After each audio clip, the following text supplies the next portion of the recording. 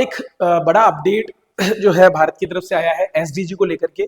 तो भारत ने अपनी तीसरी स्वैच्छिक राष्ट्रीय समीक्षा जो है वो अपना जो यूएनडीपी जो हमारा यूनाइटेड नेशंस है उसके पास में जो है जमा करवाया है, दर्ज करवाया है। तो भारत ने अपना जो वॉलेंट्री नेशनल रिव्यू है वो तीसरी बार यहाँ पर जमा कराया है। इस पर मैं थोड़ा सा डिटेल में आपसे बात कर लेता हूँ। नीति आयोग के उपाध्यक्ष है सुमन बेरी। उपाध्यक्ष क्यों है? क्योंकि अध्यक्ष कौन होते हैं? पीएम। तो योजना आयोग के स्थान पर 2015 में आपका नीति आयोग लाया गया था, national institute for transforming India, है ना। तो एक प्रकार के सीधा प्राइम मिनिस्टर का रेजोल्यूशन है, उसके माध्यम से इसको लिया गया उनके कार्यालय के से। तो किसी तरह की कोई संवैधानिक या सांविधिक इकाई नहीं, केवल एक सलाहकारी थिंक टैंक के रूप में काम करता है, जो बेसिकली हमारे केंद्र और राज्य के बीच में मध्यस्थता करते हुए और एक तरह से संघवाद को बढ़ावा देने में बहुत महत्वपूर्ण भूमिका निभाता है। तो इसके द्वारा 23 जुलाई 2025 को संयुक्त राष्ट्र के इकोनॉमिक एंड सोशल काउंसिल द्वारा आयोजित एक बैठक में हमने अपनी तीसरी स्वैच्छिक राष्ट्रीय समीक्षा प्रस्तुत की है। हम इससे पहले 2020 में और 2023 में भी ऐसा कर चुके हैं, मतलब हमने अपनी पहले भी इस तरह की समीक्षा बेसिकली क्या है, आपको पता है कि 2015 में हमने एसडीजी गोल्स को जो है अडॉप्ट किया है। एसडीजी मतलब सस्टेनेबल डेवलपमेंट गोल्स, ठीक है। तो 17 इसके अंतर्गत गोल्स है और 169 इसमें टारगेट्स है, ठीक है। और ये 17 गोल्स जो है इन पर हम क्या प्रगति कर रहे हैं उसी को देखने के लिए हमें समीक्षा देनी पड़ती है। इसके अलावा एक और टर्म होती है आईएनडीसी, नेशनल डिटरमाइंड कंट्रीब्यूशन, ठीक है। तो ये पूछा भी गया था 2021 के पेपर में, आपके मेंस परीक्षा में 5 नंबर पर इस पर प्रश्न पूछा गया था। तो 2 बार भारत ने अपना आईएनडीसी रिलीज किया है, 2015 में, ठीक है, और 2022 में, क्लियर है। जबकि 3 बार हम अपनी रिव्यू कर चुके हैं। रिव्यू का मतलब है कि जो कुछ काम अभी तक हमने इन 17 गोल्स के अंतर्गत किया है वो कहाँ तक पहुंचा है और हम इसको कितना बेहतर तरीके से और आगे अचीव कर लेंगे। जैसे बीच में आपने देखा होगा कि 2023 में ग्लोबल स्टॉक टैक करके भी हमारा सम्मेलन हुआ था, इस पर भी आई आरपीएस जो आरपीएससी है उसने मेंस पेपर में पूछा था ग्लोबल स्टॉक टैक क्या है। तो वो भी एक तरह का रिव्यू था, मिड एरिया रिव्यू, मतलब 15 से 30 के बीच के अगर आप 15 सालों को अगर डिवाइड करते हैं तो 2023 वो साल आता है जहां पर हमने ये देखा कि हमने 8 सालों के दौरान आधी दूरी में जाने के बाद कितनी प्रगति की है, ठीक है। तो ये कुछ चीजें आपको याद होनी चाहिए। इस रिपोर्ट में हमने हमारे जो सतत विकास लक्ष्यों की प्रगति उस पर कुछ चीजें बताई है, जैसे कि जब हम बात करते हैं जीरो पॉवर्टी की, ठीक है, तो जीरो पॉवर्टी में हमने बोला है कि हमने लगभग 25 करोड़ से ज्यादा लोगों को मल्टी डायमेंशनल जो पॉवर्टी इंडेक्स है उससे बाहर निकाल दिया, मतलब बहुआयामी गरीबी, जिसमें केवल आंकड़ों पर आधारित गरीबी नहीं है बल्कि जीवन के स्तर जो है उसको दर्शाने वाली गरीबी के आधार पर हमने उन लोगों को बाहर निकाला है।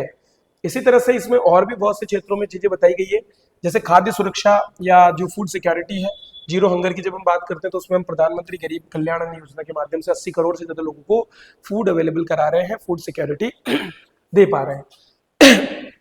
स्वास्थ्य की बात करें तो पोषण अभियान और आयुष्मान भारत, ये दो हमारे यहाँ पर न केवल न्यूट्रिशन बल्कि उसके साथ साथ जो भी हेल्थ सेक्टर है उसको मजबूत करने और लोगों को हेल्थ संबंधी सुविधाएं या मेडिकल सुविधाएं देने में, फ्री मेडिकल सुविधाएं और बीमा देने में ये मदद कर रहा है। इसी तरह से अगर हम क्लीन एनर्जी की बात करते हैं तो क्लीन एनर्जी में हमारा national green hydrogen mission, PM Kusum योजना, पीएम सूर्य घर मुफ्त बिजली स्कीम जैसी योजनाएं हमारे एनर्जी ट्रांजिशन को दिखा रही है, जहां हम अब नॉन कन्वेंशनल माध्यम जो है उनसे आगे बढ़ते हुए नॉन रिन्यूएबल एनर्जी के जो सोर्सेज हैं उनकी तरफ बढ़ रहे हैं और उनको अप्लाई भी कर रहे हैं। आर्थिक नवाचार में भारत विश्व का तीसरा सबसे बड़ा स्टार्टअप इकोसिस्टम बन गया है। तो जो हमारा एक गोल है जो कि बात करता है नवाचार की, अच्छे उद्योगों की, ठीक है, उसमें हम यहाँ काम कर रहे हैं। पीएम गति शक्ति, मेक इन इंडिया और राष्ट्रीय औद्योगिक कॉरिडोर, ये कुछ चीजें हैं जो हमारे यहाँ पर इंफ्रास्ट्रक्चर डेवलपमेंट में काफी महत्वपूर्ण योगदान कर रही है।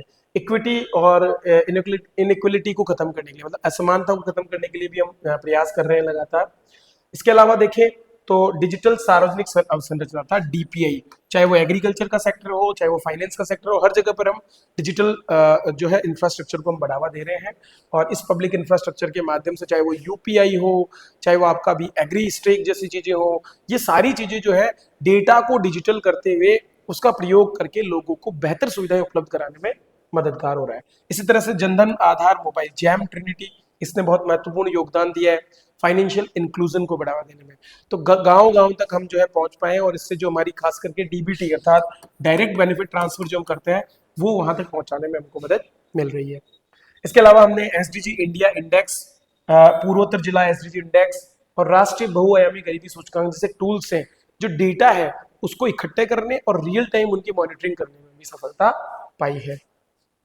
आकांक्षी जिले अर्थात एस्पिरेशनल डिस्ट्रिक्ट्स और एस्पिरेशनल ब्लॉक जैसे कार्यक्रम हमने चला करके और जो पिछड़े हुए हमारे जिले हैं उन जिलों को कुछ मानकों पर जो है आगे बढ़ाने पर हमने उनके बीच में प्रतिस्पर्धा बढ़ाने में काफी महत्वपूर्ण काम किए हैं। तो ये सारी चीजें हमने बताई। इसके अलावा जब बात आती है कि कॉपरेशन जो 17वां जो बिंदु है अर्थात हमारे जो जितने भी गोल्स हैं उनको लागू करने के लिए देशों के बीच में सहयोग को बढ़ावा, तो भारत अब ग्लोबल साउथ के साथ सहयोग को बढ़ावा दे रहा है जिसकी झलक हमको जब 2023 में G20 की हमको जो अध्यक्षता मिली तो वसुधैव कुटुंबकम के आधार पर हमने एक विश्व एक परिवार के रूप में पूरे उस कार्यक्रम को आयोजित किया और ग्लोबल साउथ को रिकॉग्नाइज करने में बहुत महत्वपूर्ण योगदान भी वहां पर किया है। ये सारी चीजें हमने हमारे इस स्वैच्छिक राष्ट्रीय समीक्षा रिपोर्ट में बताई है। अब ये जो क्वेश्चन है मुझे लगता है कि आपको आने वाले मेंस एग्जाम में सीधा सीधा आपको ये पूछा जा सकता है कि भारत की स्वैच्छिक राष्ट्रीय समीक्षा रिपोर्ट क्या कहती है या उसके प्रमुख बिंदु क्या है, वो सारी चीजें आप इसमें लिख सकते हैं।